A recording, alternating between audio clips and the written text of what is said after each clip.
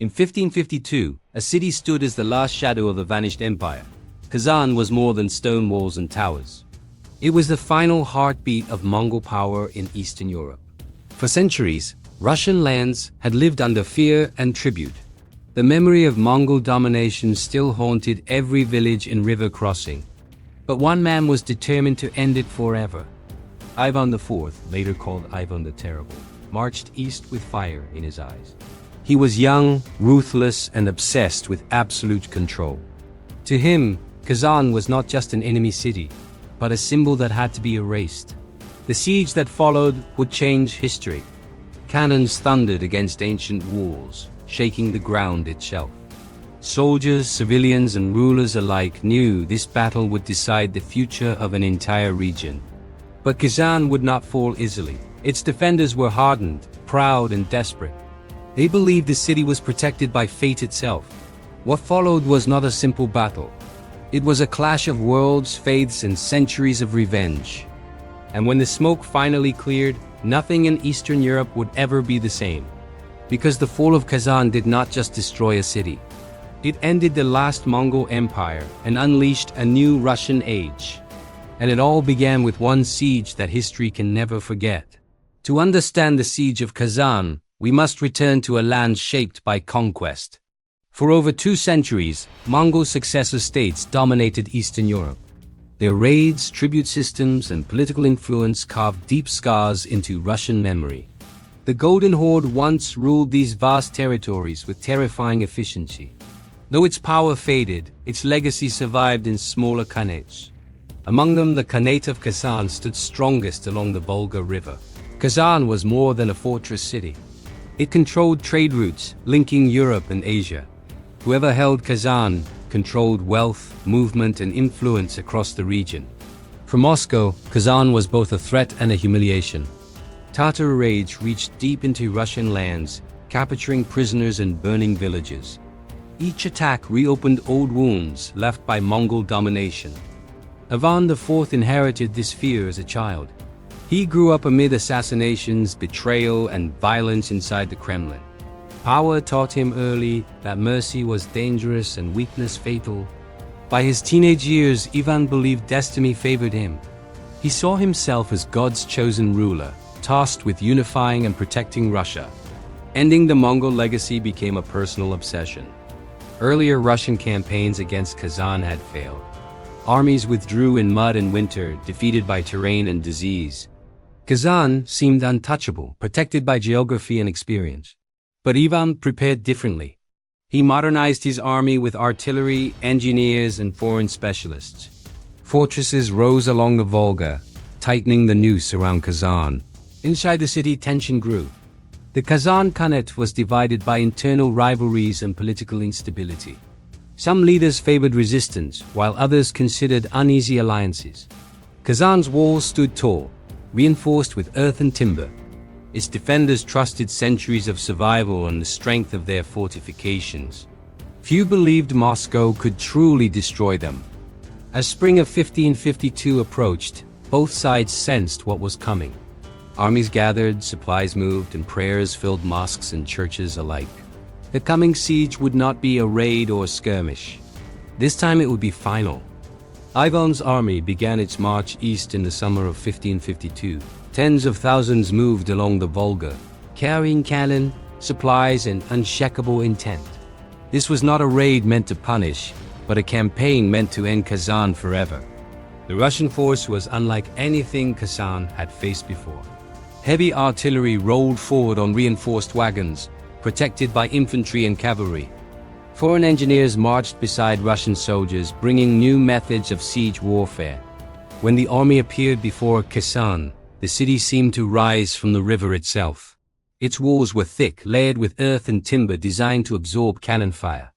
Towers watched every approach, crowded with defenders ready to die for their city. Inside Kazan, fear mixed with defiance. Civilians gathered supplies while soldiers sharpened blades and repaired walls. Everyone understood that retreat was impossible. Ivan ordered the city surrounded completely. No food, no reinforcements, no escape. The siege tightened like a closing fist. Russian cannons opened fire, day after day. Stone cracked, earth shook, and smoke filled the air. The sound echoed across the Volga, a constant reminder that time was running out. But Kazan refused to break.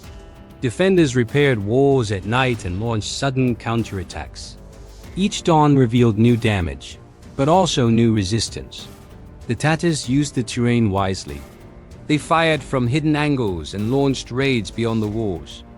Russian supply lines were tested and morale wavered under constant pressure. Ivan watched everything closely.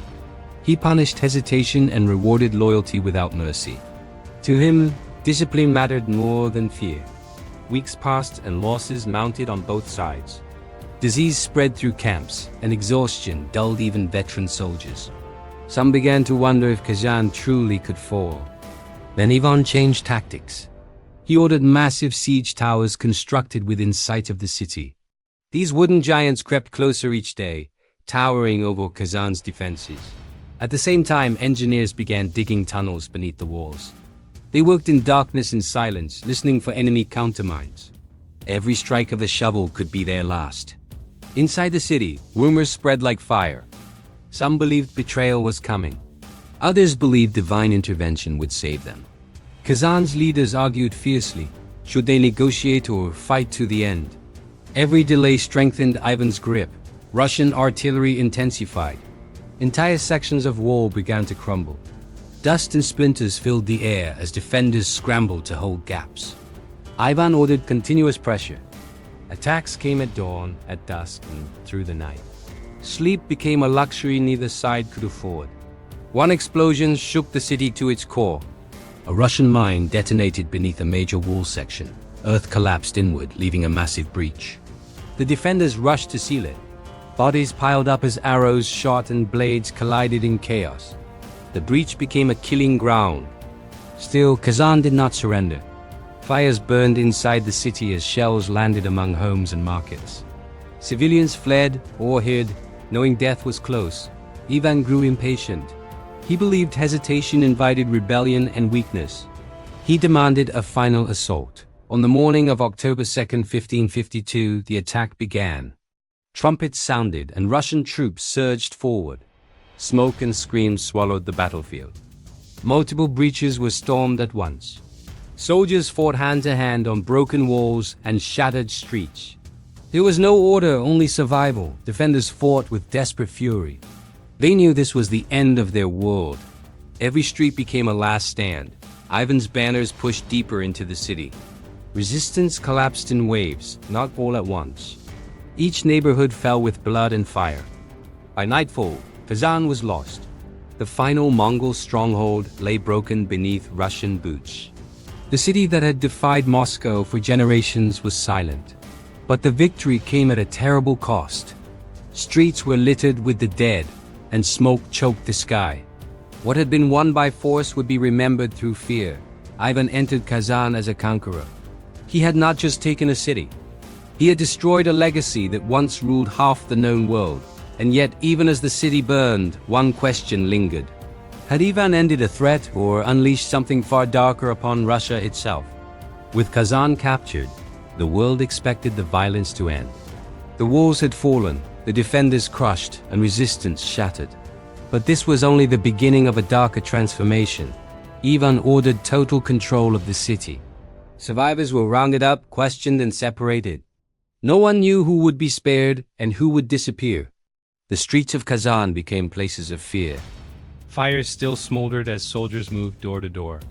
Victory felt less like relief and more like judgment. Ivan believed rebellion could still rise from the ashes. He saw enemies everywhere, even among the defeated. To secure power, he chose terror over reconciliation. Executions followed swiftly. Leaders of the Khanate were killed or exiled. Entire families vanished without record or mercy. This brutality sent a clear message beyond Kazan. Moscow would no longer tolerate defiance from the east.